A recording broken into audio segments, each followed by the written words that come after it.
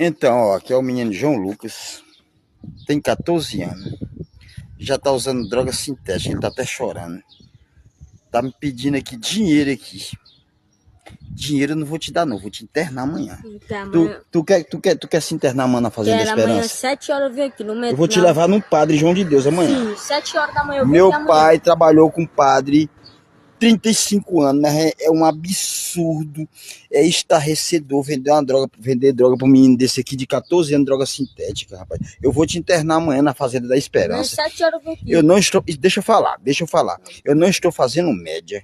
É uma brutalidade tremenda, porque esse meninozinho aqui de 14 anos é o futuro de amanhã. Eu já vi ele rodando à noite por aí, eu andando aí de carro e tudo, quando eu estava na casa do meu irmão, eu vi ele. João Lucas, eu vou te internar amanhã. Entendeu?